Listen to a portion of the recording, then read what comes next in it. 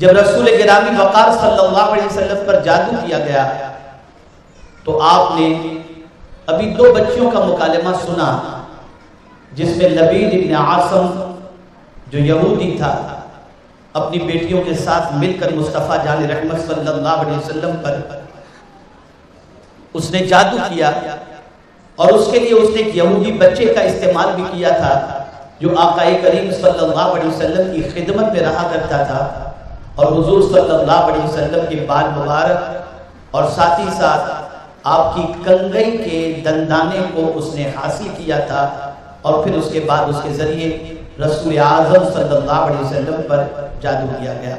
جب جادو ہوا اس کے اثرات حضور صلی اللہ علیہ وسلم نے ظاہری طور پر اپنے وجود پر محسوس کیا۔ یاد رکھیں عام انسانوں پر کبھی جادو جب کیا جاتا ہے تو اس کے دل اور دماغ دونوں متاثر ہو سکتے ہیں، لیکن نبی کی ذات پر جادو کا اثر اگر ہوا بھی تو سرکار کا دل اور دماغ دونوں محفوظ تھے، اس پر کسی کے جادو کا اثر نہ ہوا۔ ظاہری طور پر صرف جسم پر سرکار صلی اللہ علیہ وسلم کو تھوڑی سی تکلیف محسوس ہوئی۔ اور یہاں یہ بات یاد رکھیں کہ اللہ عز و جل نے جبریل امین علیہ الصلوۃ والتسلیم کے ذریعے ایک ساتھ میں 2 صورتیں نازل فرمائیں، اور وہ دونوں صورتیں کون سی تھی؟ سورہ فلق اور سورہ ناس، اور دونوں کے اندر ملا کر 11 آیتیں ہیں۔ اور آپ نے سنا بھی کہ سرکار صلی اللہ علیہ وسلم پر جو جادو کیا گیا تھا اس میں 11 گرہیں لگائی گئی تھی۔ جیسے جیسے آیات نازل ہوتی گئیں اور اسے پڑھنا شروع کیا گیا تو ہر آیت پر ایک گرہ کھلتی چلی گئی، اور جیسے ہی سورہ ناس مکمل ہوئی 11 کی 11 گرہیں کھل گئیں۔ یہ 11 آیتیں جادو کے علاج کے لیے سب سے مفید اور سب سے مؤثر ہیں، اور پروردگار نے اپنے محبوب کے صدقے میں اپنے محبوب کی امت کے لیے یہ عظیم تحفہ عطا فرمایا ہے۔ اب اس سورہ مبارکہ کا تھوڑا سا ترجمہ آپ سماعت فرما لیں۔ اللہ عز و جل نے اپنے محبوب صلی اللہ علیہ وسلم سے فرمایا قل، آپ عرض کریں اعوذ برب الفلق، میں پناہ مانگتا ہوں صبح کے رب سے۔ فلق کے معنی ہوتا ہے پھاڑنا، جب رات پھاڑی جاتی ہے اور جب صبح طلوع ہوتی ہے تو اسی کو فلق کہا جاتا ہے۔ تو پروردگار جل جلالہ نے اپنے محبوب صلی اللہ علیہ وسلم سے فرمایا کہ محبوب آپ عرض کیجئے کہ میں پناہ مانگتا ہوں صبح کے رب سے۔ ویسے تو پروردگار ساری کائنات کا، ساری مخلوق کا رب ہے، لیکن صبح کے وقت کے بارے میں پناہ مانگنے کے حوالے سے کہ صبح کے وقت کے رب سے پناہ مانگو، رب کی پناہ مانگو، اس کی وجہ سب سے بڑی یہ ہے کہ صبح کا مقام بہت عرف و عالی ہے۔ جس طریقے سے ہر پریشانی کے حوالے سے انسان پریشان ہوتا ہے سوچ کر، اسے ہمیشہ یہ سوچ لینا چاہیے کہ ہر رات کے بعد صبح طلوع ہوتی ہے، ایسے ہی ہر پریشانی کے بعد اللہ نے راحت بھی رکھی ہے۔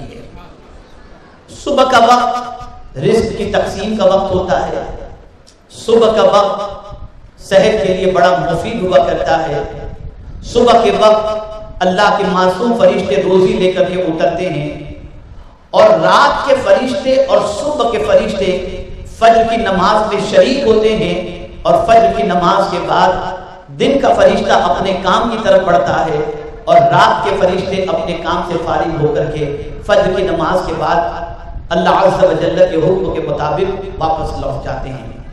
تو صبح کے رب کی پناہ کے حوالے سے حضور صلی اللہ علیہ وسلم سے فرمایا گیا کہ آپ صبح کے پروردگار کی پناہ مانگیں۔ کس چیز سے پناہ؟ تو فرمایا گیا من شر ما خلق، جو بھی مخلوق اللہ نے پیدا فرمائی ہے اس مخلوق کے شر سے۔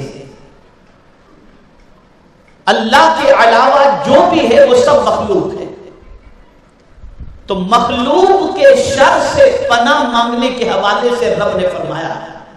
کبھی کبھی ایسا ہوتا ہے کہ بہت ساری مخلوق مفید بھی ہوتی ہے، لیکن کبھی وہ مفید چیز بھی مضر ہو جایا کرتی ہے، نقصان دہ ہو جاتی ہے۔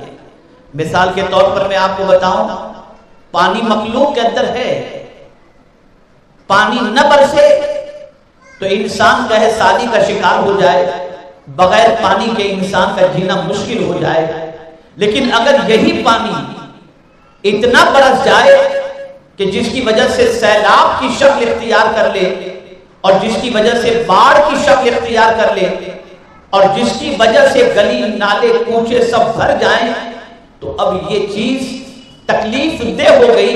پانی نعمت ضرور ہے، لیکن اگر یہ حد سے زیادہ گر جائے تو یہی نعمت زحمت بن جاتی ہے. تو پروردگار نے اپنے محبوب صلی اللہ علیہ وسلم سے فرمایا کہ مخلوق کے شر سے، یعنی جتنی بھی مخلوق اللہ نے پیدا فرمائی ہے، ان ساری مخلوق کے شر سے اللہ کی پناہ مانگو. اولاد بھی اللہ کی نعمت ہے، لیکن کبھی یہ اولاد اگر باقی ہو جائے تو یہی اولاد ہمارے لیے تکلیف پہنچانے والی بن جاتی ہے. دولت بہت زیادہ ضرورت کی چیز ہوتی ہے، لیکن اگر یہی دولت ہمارے لیے مصیبت بن جائے کہ ہماری جان کا خطرہ ہونے لگ جائے تو یہی دولت ہمارے لیے تکلیف دہ ہو جاتی ہے. تو پناہ مانگنی ہے اللہ عز و جل کی، لیکن کس چیز سے؟ مخلوق کے شر سے. اسی لیے رسول اعظم صلی اللہ علیہ وسلم کی بارگاہ کے اندر جب کوئی پریشان حال آتا کہ فلاں مجھے ستا رہا ہے، فلاں مجھے تکلیف پہنچا رہا ہے، یا فلاں تکلیف کے اندر میں گرفتار ہوں، تو میرے آقا صلی اللہ علیہ وسلم انہیں سورہ فلق اور سورہ ناس پڑھنے کی تعلیم دیتے، جس کی وجہ سے اللہ انہیں ہر تکلیف سے نجات عطا فرما دیا کرتا. تو سورہ فلق و سورہ ناس صرف جادو کی پریشانیوں کا حل نہیں، بلکہ ہر پریشانی کا حل ہے. لیکن خاص طور پر جادو سے پریشانی کا حل اللہ نے اس میں رکھا ہے. آگے فرمایا گیا وَمِن شَرِّ غَاسِقٍ إِذَا وَقَبَ، اور اندھیری کے ڈر سے جب وہ ڈوبے. اس کے متعلق فرمایا گیا ام المؤمنین حضرت عائشہ صدیقہ رضی اللہ تعالی عنہ نے آقا کریم صلی اللہ علیہ وسلم سے جب اس کے بارے میں دریافت فرمایا تو رسول اعظم صلی اللہ علیہ وسلم نے فرمایا جب چاند کی آخری تاریخیں ہوتی ہیں اور چاند جب اپنے آخری دور سے گزرتا ہے، اس وقت ایسا ہوتا ہے کہ جادو کرنے والیاں یا جادو کرنے والے اسی وقت جو ہے وہ جادو کیا کرتے ہیں. اس لیے اللہ کی بارگاہ میں ان راتوں سے پناہ مانگو جو تاریک راتیں ہیں. یاد رکھیں میرے پیارے آقا صلی اللہ علیہ وسلم کے پیارے دیوانوں اور خواتین اسلام، زیادہ تر جادو کا اثر چاند کے مہینے کے اعتبار سے چاند کی آخری جو تاریخیں ہوتی ہیں جس میں رات ایک دم گہری ہوتی ہے، ایک دم تاریک ہوتی ہے، اسی وقت جادو کرنے والے جادو کرتے ہیں اور اس کے اثرات جس پر جادو کیا جائے اس پر زیادہ ہوا کرتے ہیں. تو اللہ عز و جل کے پیارے حبیب صلی اللہ علیہ وسلم کے ذریعے اس وقت کی بھی اور اس ساعت کے حوالے سے اور اس رات کے حوالے سے بھی پناہ مانگنے کا رب قدیر جل جلالہ نے حکم عطا فرمایا اور حضور صلی اللہ علیہ وسلم پر یہ آیہ کریمہ نازل فرمائی.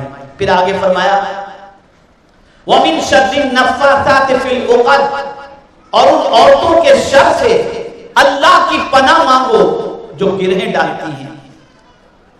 سوال یہ پیدا ہوتا ہے کہ کیا جادو مرد کرتے ہیں یا عورت؟ تو یہ آیہ کریمہ بتاتی ہے کہ زیادہ تر جادو کرنے والی خواتین ہوتی ہیں، زیادہ تر. اور جادو کا ایک طریقہ یہ ہوتا ہے کہ وہ گرہیں لگاتی ہیں، دھاگوں میں گرہیں لگاتی ہیں، کسی اور چیز میں گرہیں لگاتی ہیں.